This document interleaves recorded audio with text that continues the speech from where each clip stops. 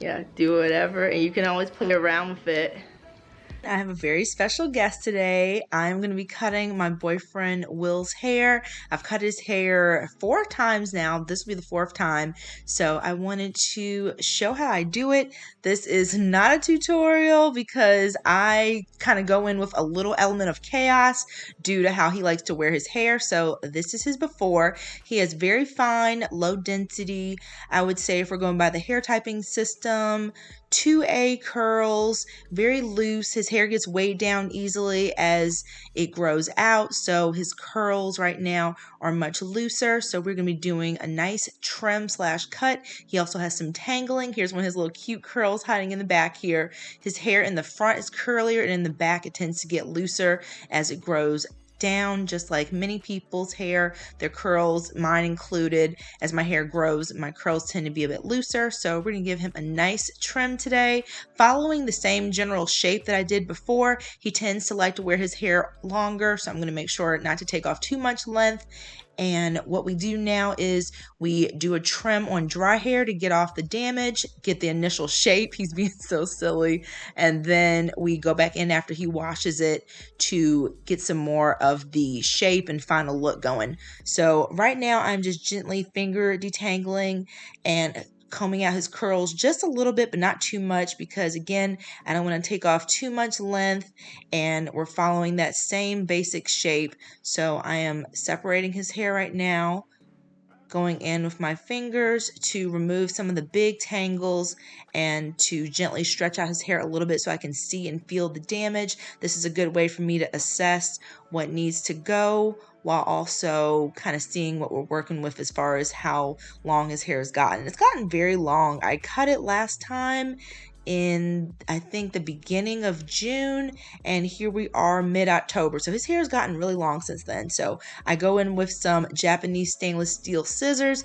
We actually prefer the curl mix scissors that I use on my hair and his hair usually, but since I just moved, I can't find them. So these are a great replacement until I can. So I go in with an angled type of cut when it comes to trimming. I find that this is a good way for me to have his curls lay really well into each other versus just going straight across to do the damaged bits and get them out of there. Going in with a slight angle really does help when it comes to creating some additional volume, since his hair is fine and low density, and also having the curls stand out a little bit more as well. He kind of likes a messy, lived in kind of look, so I just go and take individual curls, trim them, and trimming at that angle helps them to look really nice with each other. So I am going in right now, getting that initial shape going. I look to see what parts of his hair are kind of thinner at the ends, kind of feathered, to know where the damage is. And then I cut right above there to make sure that his hair looks nice and thick as well when we are getting our end result. And then just repeating that process all over. So I start with one quadrant and then move on to the next one when we're done. Stretching out his curls so I can inspect them visually as well as with my fingers, and then cutting the kind of wispy, kind of feathered ends away. And then we're left with a nice thick curl that's going to look really nice when it's all styled. He rarely even uses hair products. He pretty much just washes his hair and then goes to bed with it wet, which I've told him he shouldn't be doing. He should at least let his hair dry fully, because sometimes he wakes up and it's tangled and a little bit matted. But overall, since we've been keeping up with this trimming schedule, like once every 3 months or so, his hair has drastically improved in the health of it. So I'm really happy to see that. But just going all around, getting those damaged ends cut off. My autofocus decided to peace out for a second, but yeah, going right to this curl here where it starts to thin. These little wispy ends is what I'm looking for to trim them, get off the initial damage. And then once he gets in the shower and wets it, we can kind of see what we're looking at with me going back in and kind of fine tuning the cut. And I always do check-ins with him because I don't want to cut off too much. So a portion of the video that you're not going to see towards the end, we went back and had him check in the mirror maybe 3 times just to give me like adjustments and let me know what he would like for me to take off. But here's the side that I'm done with my initial cut. You can already see those curls are springing up. This section is tangled versus this one. I can just run my fingers through his hair with so much more ease. This one, I definitely had a little bit of resistance, a little bit of a tangle situation, especially towards the top. That is definitely a result of where he sleeps, I think, because he always has that tangle around that area. Moving on to the next side, I'm going in with that angled cut to help with how his end result is going to turn out as far as where his curls fall, as well as I follow the lead of any of his curls that naturally separate like this and then cut them kind of in like a separated motion. I find that they turn out really good once everything is all dry and styled. It looks really, really nice when I kind of just like follow the lead of those curls that individually separate. In other sections that tend to clump together a little bit more naturally, I will just see if any curls spring forward like this and then just cut off the individual sections here. Going back in for any fine tuning. And already this side has so much more movement than when we started. His curls are very fine, but the back especially is a little bit heavier visually and tends to weigh down the overall look of his hairs after it starts to grow out a bit. So I make sure to take special attention with taking off more length in the back and then doing a lot less length taking off in the front, since that's essentially where his bangs are. I'm taking a cue from where these curls are feathering and thinning, and then just going in and removing that weight off his hair. And towards the end of the styling session is where I took off more of the weight in the back, especially towards the middle of his hair, so they could be a bit more balanced and have the curls be a little bit more defined as well without that extra length. So here's an up close shot of his hair. You can definitely see where the ends start to split and fray a bit, and then I just go in and snip those puppies off. Looking for that movement, doing a little bit of light weight removal. I'm not a professional, so I don't know how to describe it, but I guess like where the hair naturally is a bit heavier is what I'm looking for from the back section. But over here on the sides, I'm just going in, taking off wherever it starts to get wispy and starts to kind of weigh his overall hair down. I take that off, but not too much because again, his hair is very fine. So the goal here is to remove the bulk where it's not needed and then kind of bring out the best in his curls after the cut/trim. And I like to go in and do kind of a little bit of pruning on any sections that happen to be sticking out, any small hairs, to kind of help with the overall look of his hair not being overly frizzy after he styles it. So moving on to the front section of his hair is where I am a lot less zealous. He's so silly. When it comes to the trim, I take off a lot less when we move up towards this section. So here is another tangle that he has here. I'm definitely going to be cutting that section because certain parts of his hair has sections that are much coarser and drier, and this section in particular is one of them. So I just cut where the majority of the dryness and tangling is and then leave the rest because I'm trying to leave a lot more hair on the top portion here for him to play around with when it comes to the styling. Taking a cue from those wispy, finer, thin areas towards the bottom. And already I notice a huge improvement in the thickness and density of his hair once we get rid of those wispy ends.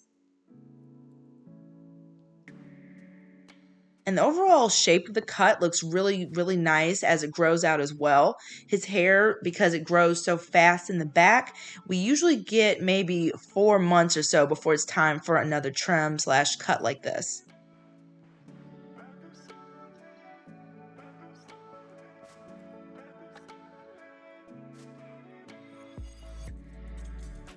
Seeing where those ends need to go, where that frizziness and thinning is there.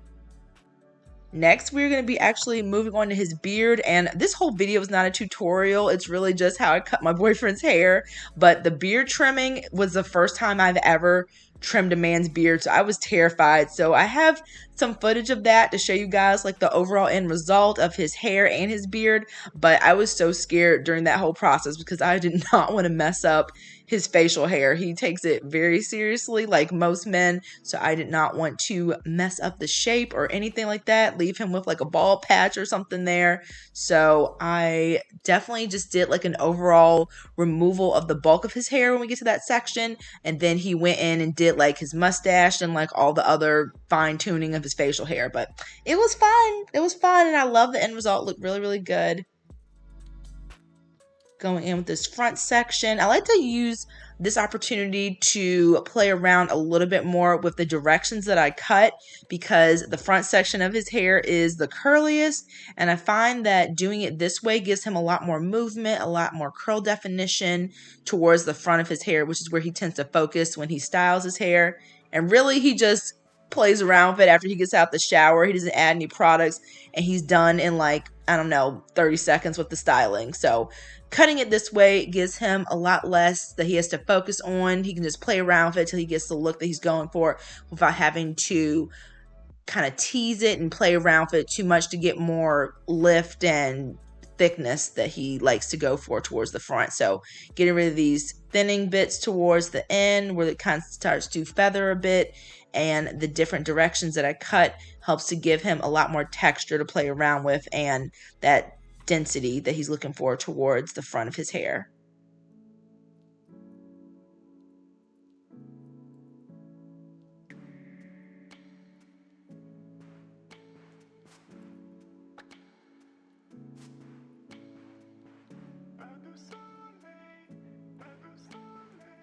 And one of the main reasons that I only cut my family's hair is because I see them all the time. I know them, so I know the way that they like their hair to look. So I like to play around with his hair, kind of toss a little bit to see where his curls are falling, because I know what he tends to like when it comes to styling his hair, with his hair currently being on the longer side. So that is one of the reasons that I feel comfortable doing that. And I also cut my own hair. If you're new to my channel, we were together for a little over a year before I trimmed his hair for the first time, and I was really excited because Will loves his hair and has only trusted a few people in his life to trim it. So the fact that he really likes how it turns out makes me happy. The highest. This is the highest. Okay. This is the second highest. The goal is just don't even worry about the mustache or the chin. It's just the sides. Just the sides. Leave like a goatee. Okay. And leave like a nice stubble. Just a stubble. A nice stubble. Okay. No, not visually appealing. And I'll let you use your judgment on that. That's hard because you always look visually appealing. Okay, so do I do downward or upward? I do upward. You can get both directions. Which one do you prefer to start with? It doesn't matter. So I can do this and then Except this. that you'll miss hairs. So okay, so that kind of gets every direction. Yeah. Do I start here? What do you think is best? Whatever. It's like mowing the lawn. A little mini tutorial. I am going in with this beard trimmer here. I was so terrified that I was going to mess up. I had him give me tips along the way. He said I was being very, very gentle to the point where I wasn't really getting much hair. So he said to just press it firmly against his skin and then go in like that. He wanted to take down the beard quite a bit to where, as he mentioned, it was just a bit of stubble left. And I thought the end result looked so good. He's very ticklish, so that was funny. But I am just kind of following the guideline, having him show me. I was being so gentle, and just this whole process stressed me out, but it ended up turning out really, really nice. I was going in different directions to pick up more hairs because we decided just to leave the guard on the, I don't even remember what you call it, but we didn't do the guard that gets it the closest, basically, so that I wouldn't mess up. So I'm just kind of getting a bit of practice to maybe do it next time and be a little bit more confident. But yeah, I'm just taking off that hair that's on his cheeks here, taking it down a bit, and then we are moving on to the next side here, doing a little check-in, seeing the type of shape that he's looking for. I'm not messing with his mustache or his goatee. because those are his area of expertise, and that's a lot for my first time. So I am just being gentle and making sure, but not too gentle, so that I can make sure I actually get the hair removed. But I am making sure to avoid his mustache so I don't accidentally clip it or something. And just going in on the sides here where his cheeks are to take the hair and his beard down. But this is all the hair so far that I've cut off from his head, and this is after his shower. His hair is maybe 30% damp, but it's dry enough for me to be able to see the ends where we're going to be going back in for the shaping portion. Still going in with my diagonal scissor cutting to give him some additional density, thickness, and help his curls lay nicely. And this is the method that seems to really work. I've cut his hair damp before. I've cut it completely dry, and it seems that the combination of the two is what gives the best results. This is that thick, kind of more heavy area that we're going to be thinning out just slightly to help the curls lay better and help with the overall shape, so that it's not too long, not too mullet territory. So I'm just going on the perimeters, the ends here, for any kind of finer wispy areas that we can see post trim. And this is just me kind of fine tuning things.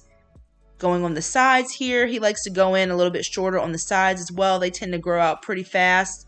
Off camera, we mostly did fine tuning on the sides here to take them in a bit, because I don't like to go in with taking off too much at first. So I prefer to do kind of a slow and steady approach for him to kind of check out the mirror, see how much more he wants me to go in on those sides and how much shorter he wants me to make them. So before we did that, I just kind of went over to individual curls and then trimmed off any of those finer wispy bits that I saw that were sticking out